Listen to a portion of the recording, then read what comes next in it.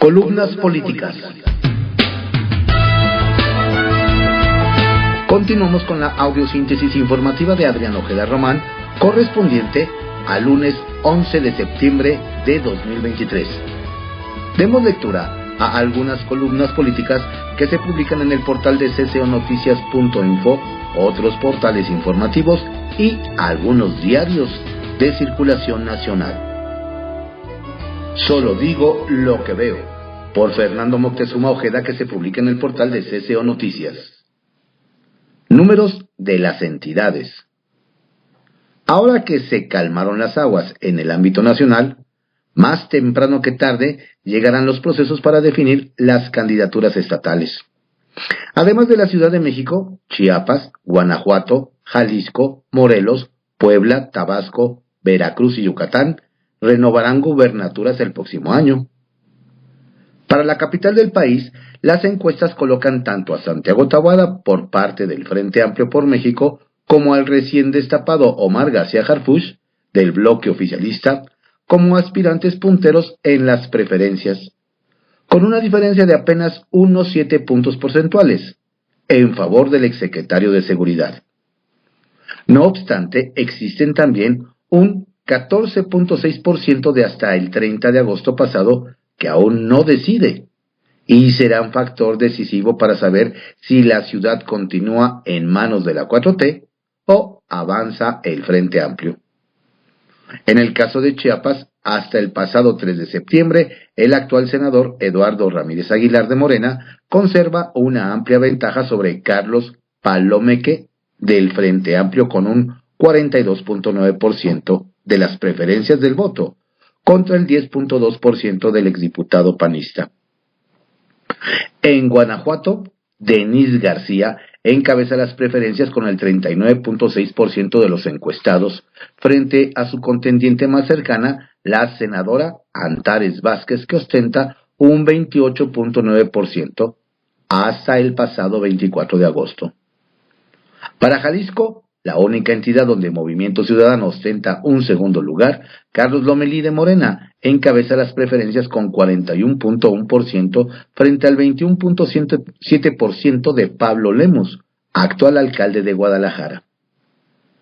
En Morelos, la actual senadora Lucy Mesa encabeza las preferencias con 40.1% ante el 23.4% de José Luis Uriostegui del Frente, y un alto 21.4% de indecisos, hasta el 29 de agosto pasado. En Puebla, el senador Alejandro Armendamier de Morena se ha mantenido a la cabeza durante ya varios años con un 49.9% de las preferencias contra un 26.6% de Eduardo Rivera Pérez del Frente Amplio y un 12.4% de indecisos hasta el pasado 28 de agosto. Para Tabasco, Javier May, también de Morena, encabeza las preferencias con un 56.8%, contra un 17.2% de indecisos, y Fabián Granier, del Frente Opositor, con un 12.8%. En Veracruz, la actual secretaria de Energía, Rocío Nale, ostenta un 41.1% de las preferencias contra el 29.8% del aliancista Miguel Ángel Yunes Márquez y 16.9% de indecisos.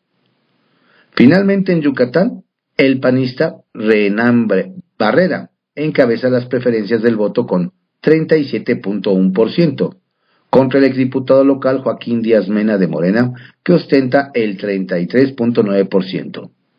Sin embargo, el priista Jorge Carlos Ramírez Marín conserva un 9.2% que, en caso de abdicar, podría sumarle votos a Barrera Concha. Sin lugar a dudas, deberemos conservar estos números en la mesa, para ir viendo cómo se desarrollan los procesos internos y qué tan inteligentes serán las dirigencias de los partidos. Además, no podemos dejar de lado que aún hay personajes que han levantado la mano, aunque sea tímidamente, y podrían dar la sorpresa en algunas entidades. Aquí el truco está en no perder de vista dónde queda la bolita. Dijo Mario Cuomo que se hace campaña en poesía y se gobierna en prosa. Yo solo digo lo que veo. Juego de cartas. Encuentro con.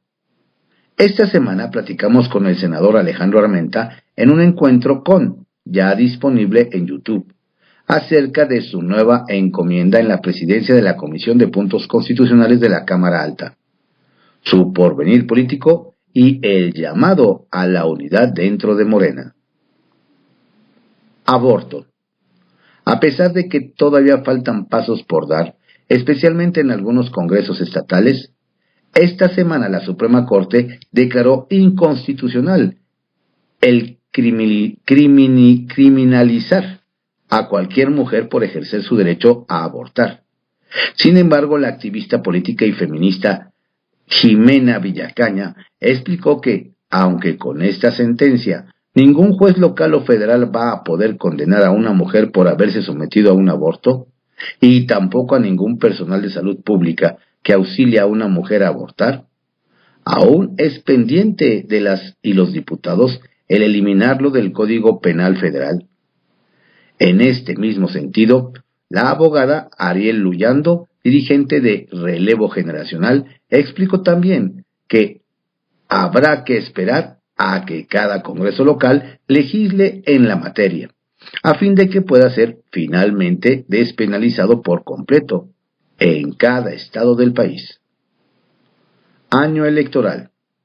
Con una ceremonia cívica encabezada por Guadalupe Tadei Zavala, consejera presidenta del INE, se dio inicio al proceso electoral federal 2023-2024, que se perfila como la elección más compleja en términos de puestos en juego, dado que se renovarán más de 20,000 cargos de elección popular. Durante la ceremonia, Tadei expresó su compromiso con la ciudadanía, asegurando la preparación del INE para llevar a cabo esta monumental tarea.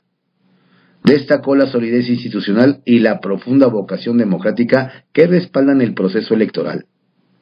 Se espera que, aproximadamente, 98 millones de electores participen en esta elección, lo que implica la distribución de 500 millones de boletas.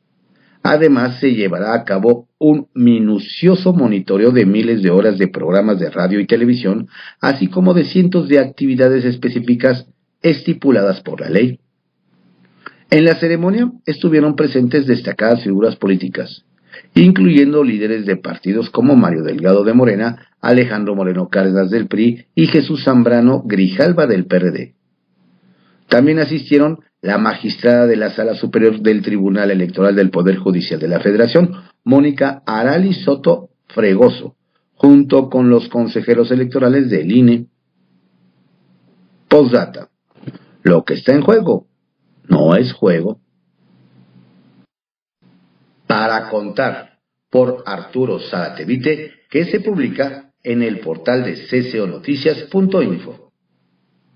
Historia del hijo de Colosio. Por fin, y para acabar con cualquier clase de especulación, Luis Donaldo Colosio Riojas, hijo de Luis Donaldo Colosio Murrieta, candidato presidencial asesinado en 1994, se descartó para competir el próximo año. A pesar de las encuestas de medios de comunicación que lo colocaron entre los primeros lugares, sin invertir un solo centavo en su promoción, de las encuestas de su partido Movimiento Ciudadano, donde aparece en primer lugar, y de los deseos de su líder Dante Delgado, no quiere participar en 2024. Tiene sus razones, muy válidas. Las enumero sin entrar en detalles de lo que ha sido la catapulta para su crecimiento político. Es innegable que obedece a que es hijo del mal-logrado candidato sonorense, porque su padre dejó una historia que caló hondo en el ánimo de la sociedad, imborrable. Nadie ha olvidado ni olvidará el suceso trágico. Ahí están los videos de Lomas Taurinas, los documentales, las películas, el autor material del asesinato en la cárcel, el autor intelectual inexistente, las diversas investigaciones periodísticas y judiciales, los discursos del mismo Colosio, la cultura del esfuerzo y ver un pueblo con sed de justicia para recordarlo. Lo sucedido al padre explica la fama del hijo. La gente es sensible y solidaria en este tipo de casos. No es para menos. Cuando mataron a su padre era un niño, y niño cuando su madre fue víctima de cáncer. Huérfanos él y su hermana desde la infancia, no les faltó el cariño de la familia, tampoco el financiamiento o manutención del empresario Ricardo Canavati Tafich. Una vez adulto, Colosio se ocupó en recabar información sobre su padre, sobre su madre, averiguar quiénes fueron realmente los amigos e identificar quiénes se colgaron de la tragedia para satisfacer intereses personales. No es casual ni gratuito el rechazo al partido en el que militó su progenitor. Hasta ahora, su popularidad se la debe a su padre. Es cierto que no es improvisado, tiene formación académica, ha construido su trayectoria y entorno, nada más que, de no ser por su nombre y apellidos, no hubiera llegado a ser diputado local ni alcalde de Monterrey, una de las ciudades más importantes del país. Lo sabe. Lo que tiene y ha logrado no sería suficiente para aspirar a ser candidato a la presidencia de la República. Le falta experiencia y equipo humano. Encontrar a quienes realmente serían útiles para emprender una misión de ese tamaño. Descubrir quiénes están a su lado por vocación de servicio y no solo para tratar de enriquecerse en la política.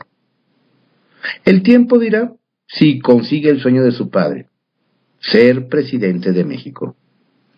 Por ahora, está justificado que decline competir para 2024. Es muy joven y le falta experiencia administrativa. También ha dicho que no quiere ser factor que divida a la oposición. De sus justificantes para hacerse a un lado de la competencia del próximo año, el que más peso tiene es la responsabilidad de padre, la responsabilidad con sus hijos. Él convivió pocos años con sus papás. Su padre más interesado en ser candidato presidencial, y su madre atrapada por el cáncer que acabó con su vida. Luis Donaldo quiere que los hijos crezcan a su lado. Quiere disfrutarlos, guiarlos. Para él la familia es primero. El mejor argumento para descartarse de la sucesión presidencial. Aquí el Congreso, por José Antonio Chávez, que se publica en el portal de CCO Noticias. Al frente, si Ebrard quiere que pierda Sheinbaum. Las horas para Marcelo Ebrard están contadas para decidir el rumbo que ha de tomar para el 2024. El ex canciller sabe que su futuro dependerá de esa decisión que tome porque hoy existen dos escenarios en esa ruta. Primero, que si Marcelo acepta irse a Movimiento Ciudadano de Dante Delgado, será una simulación orquestada desde Palacio Nacional para restarle votos al Frente Amplio por México del PRI, PAN y PRD, que buscaría en esa posición alcanzar al menos un 5% que le restaría a los opositores para favorecer a Morena, del presidente López Obrador. Ese porcentaje le permitiría a Dante Delgado negociar que Morena le ayude a ganar Veracruz, diputados y senadores, y espacios en los congresos de los estados. Desde luego que encabezar Movimiento Ciudadano no lograrían más que, de ese 5%, una cifra justa que les permitiría seguir con su registro y con presencia en el Congreso de la Unión. Vaya, sería algo así como un apéndice de Morena, porque contaría con sus votos de los legisladores para conservar la mayoría simple de 250 más 1. Y la segunda es que si realmente Marcelo decide salirse de Morena, es porque quiere hacer que pierda Claudia Sheinbaum. Y para ello necesitaría irse directo y sin escalas al Frente por México. Y de paso convencer a Movimiento Ciudadano a hacer lo mismo. Ese escenario entonces sería el que detonaría en el terreno político con auténticos focos rojos para los morenos y con mayor preocupación para el que manda en el Palacio Nacional, porque sometería en automático que en 2024 los opositores ganaran la presidencia de México, el Congreso y 6 de las 9 gubernaturas. Marcelo Ebrard también influiría con esa acción de juntarse con los opositores con sus 80 diputados y algunos senadores que están en Morena, para dejar la bancada de Andrés Manuel López Obrador y pasar al PRI, PAN, PRD y MC.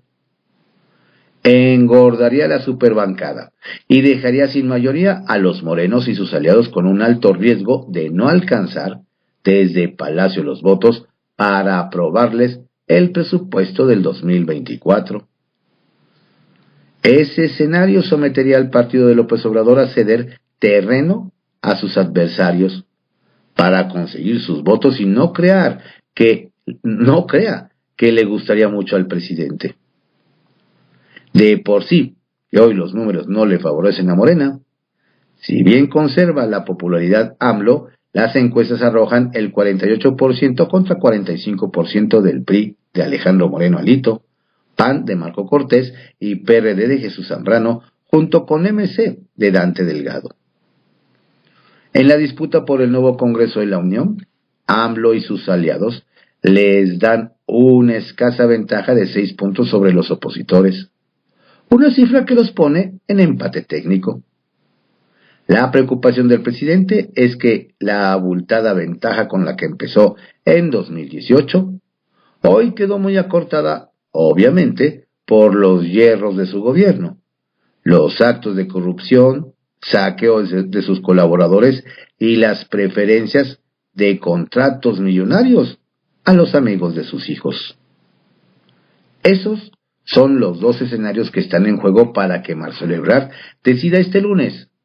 No es una tarea fácil, pero tampoco es imposible si tomamos en cuenta que ya perdió en una burla orquestada por el que manda en Palacio, que lo dejó vestido y alborotado. Claudia siempre fue la preferida de AMLO, fue la consentida y fue la candidata desde que arrancó en 2018 su proyecto. Fue muy claro, pero no lo creyeron. Para el 2024 México será gobernado por una mujer. En puerta, Congreso con renuncias.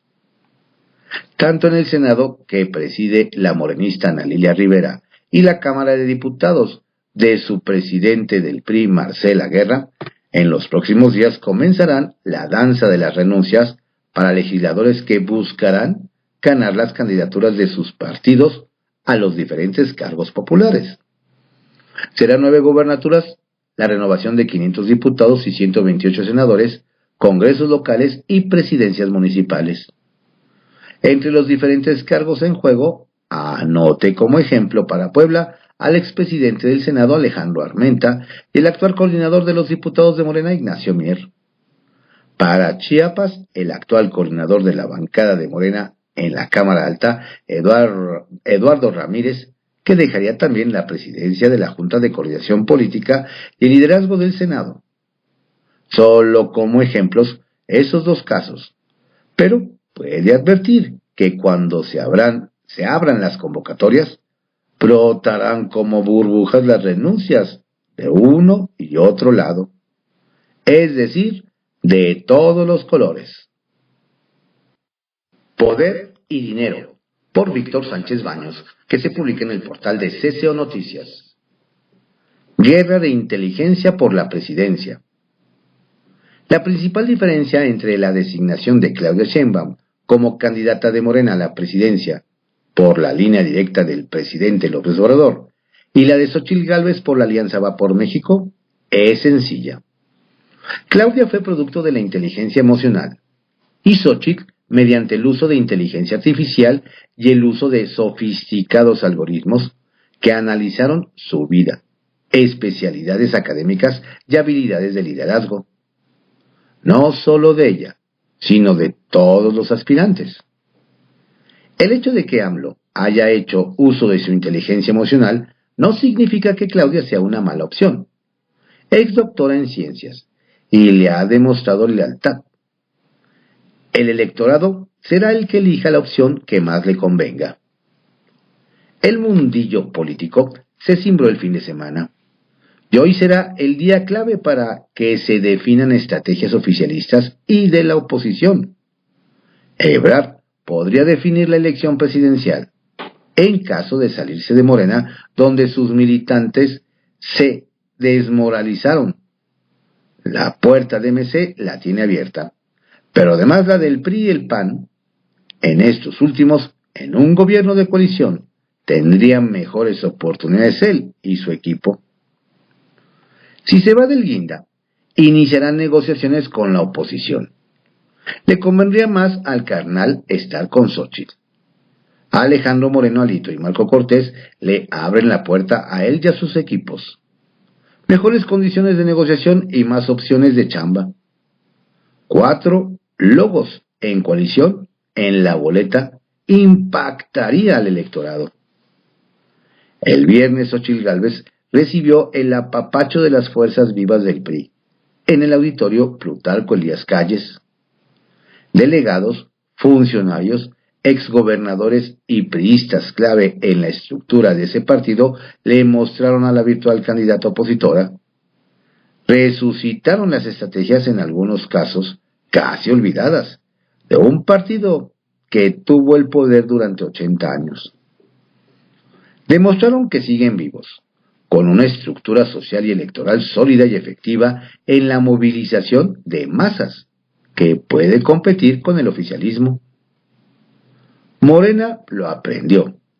Se llevaron del tricolor a mapaches, robaurnas, especialistas en acarreo y sobre todo en cómo repartir recursos públicos para mantenerse en el gobierno. No soy cínico, pero tengo que reconocer que así actuaron y actúan los partidos que tienen el control de la presidencia de la República. Es inmoral, aunque efectivo. En el PRI esperan a Marcelo y a Ricardo Monreal con los brazos abiertos. Son los hijos pródigos. Marcelo iría de la mano de Ricardo Monreal en caso que no le dieran la precandidatura para el gobierno de la Ciudad de México, misma que está guardada por un alfil de Claudia, Omar García Harfuch. Otra información fue la designación de Adán Augusto López como coordinador de campaña de Claudia Sheinbaum. El tabasqueño es hombre de confianza, no todas las del presidente López Obrador. En caso que pudiera faltar la candidata del oficialismo, ya sea por renuncia o por cualquier otro caso inesperado, él ocuparía el puesto y posiblemente podría convertirse en presidente de la República.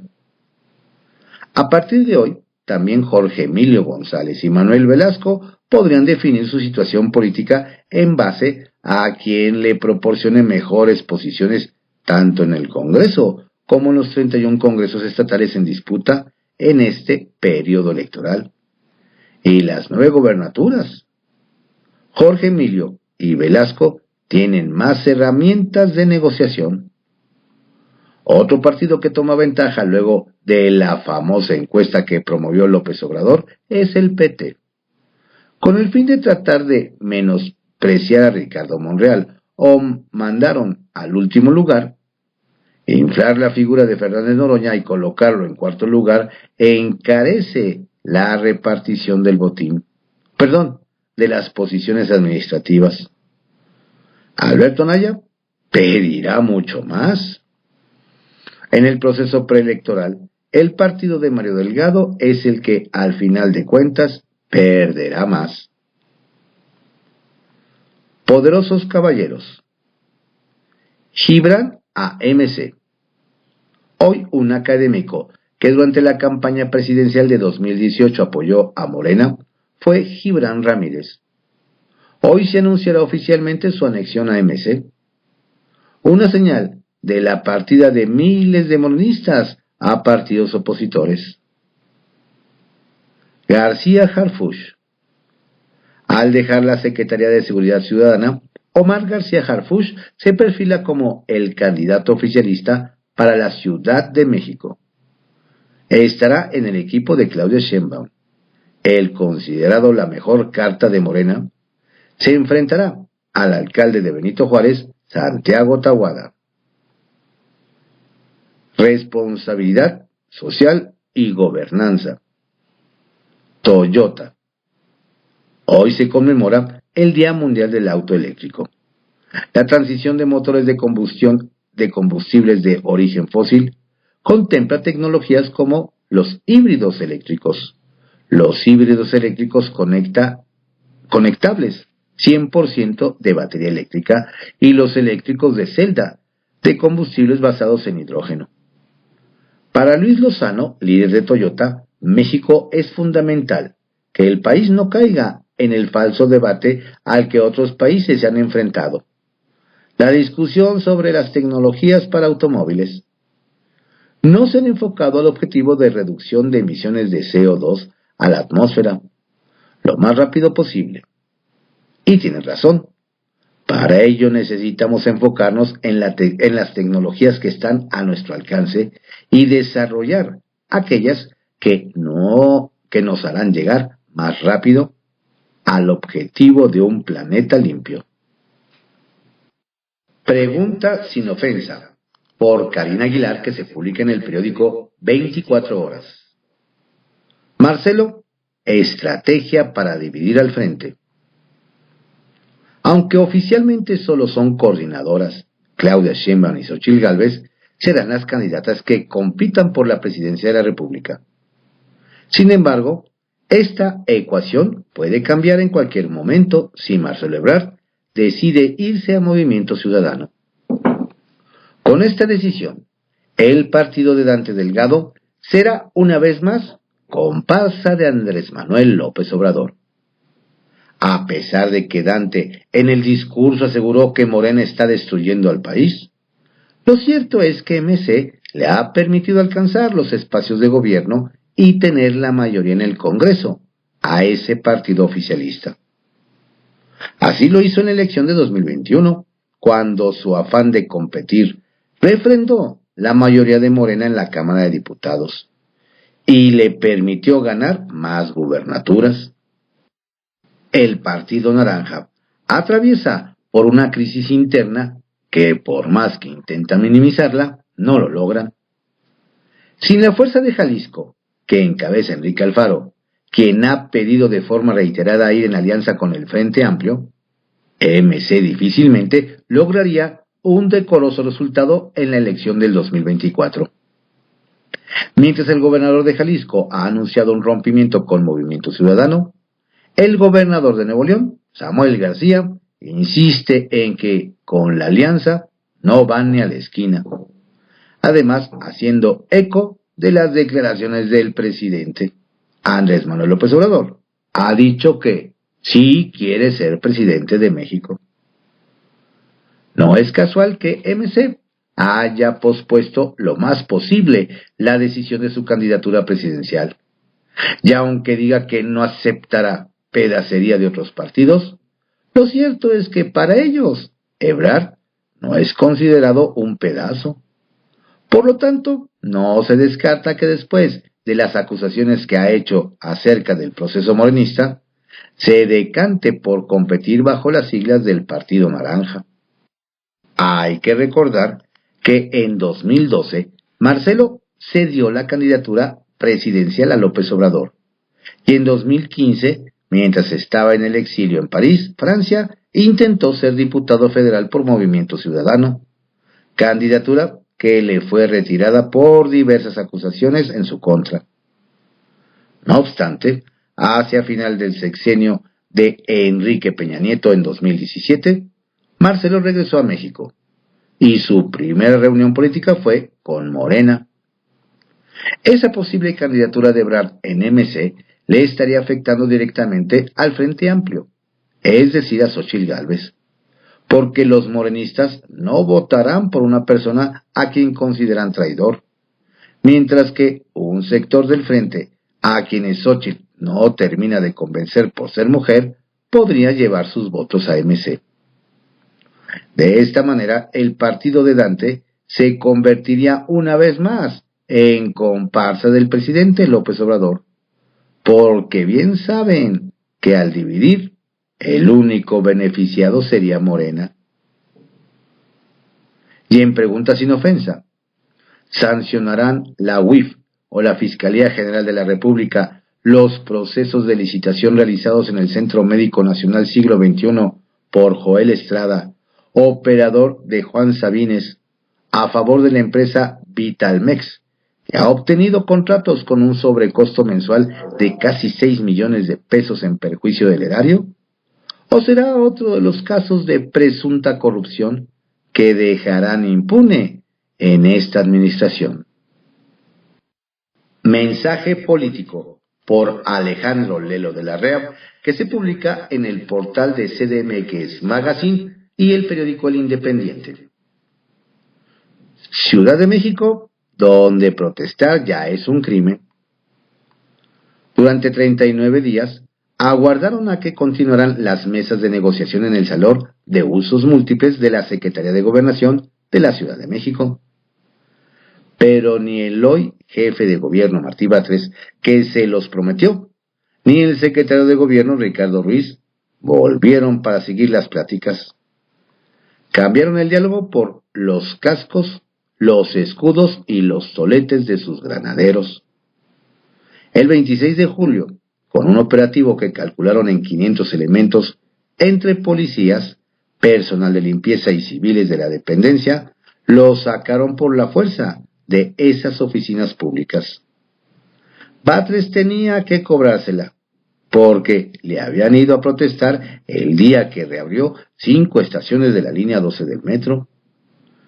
Pero como lo de los granaderos no fue suficiente y continuaron sus manifestaciones, tipo el bloqueo de Periférico y Avenida Tláhuac, con el aparato del gobierno de la Ciudad de México, optaron por la estrategia deleznable que utilizaba el PRI en su peor etapa: que la Fiscalía de Justicia les armara un caso legal y luego conseguir que un juez de consigna obsequiara las órdenes de aprehensión al gusto de la fiscal general Ernestina Godoy.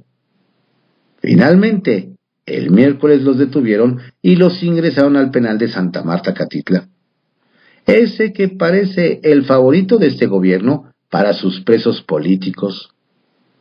¿Recuerdan a Rosario Robles? Acusan de un absurdo a los 2 principales líderes de la organización llamada Yo también soy víctima de la línea 12, a Lina Vázquez y Armando Bravo. Extorsión agravada en grado de tentativa. La carpeta de investigación es la número tal y la orden de aprehensión es la carpeta judicial número tal. Ya están recluidos. Esa organización la conforman más de 200 comerciantes que reclaman al gobierno que les resarzan por las afectaciones que les causó el cierre de la avenida Tláhuac, luego del desplome de un tren de la línea 12 del metro el 3 de mayo de 2021, que ocasionó la muerte de 26 personas y afectación a miles que viven o laboran en el entorno de esa importante arteria vehicular. La mayoría quebraron o están endeudados hasta el copete. Es la zona por la que piden una indemnización de 2 salarios mínimos durante 2 años, lo que suma 298,000 pesos. El gobierno les ha ofrecido la 1/4 parte. Por eso, por demandar más de lo que les ofrecen, les imputan un delito que de ninguna manera se configura. Es agravio sobre agravio. Los meten en prisión para evitar que continúen con su legítimo protesta social de pedir una indemnización. Los revictimizaron. Es como si cuando López Obrador armó su plantón en 2006 del Zócalo a Reforma, lo hubieran acusado que estaba extorsionando para que le entregaran la presidencia tras una elección que, es cierto, debió repetirse.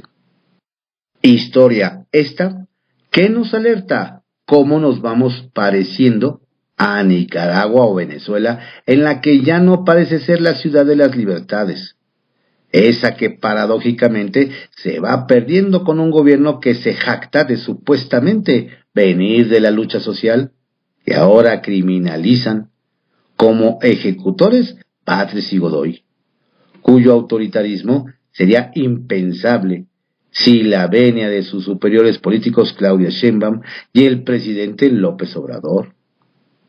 Esta es la mejor estampa de la 4T. Nadie puede describirlos mejor. Su actuar es su propio reflejo. ¿Quién sigue? ¿Los trabajadores de salud? Lo veremos. Estas fueron algunas columnas políticas que se publican en portales informativos y periódicos de circulación nacional, en la audiosíntesis informativa de Adrián Ojeda Román, correspondiente al lunes 11 de septiembre de 2023. Tenga usted un excelente lunes, una estupenda, fructífera, pero sobre todo saludable semana. Lo invito a que visite nuestro sitio en www.cconoticias.info. Saludos cordiales de su servidor, Adrián Ojeda Castilla.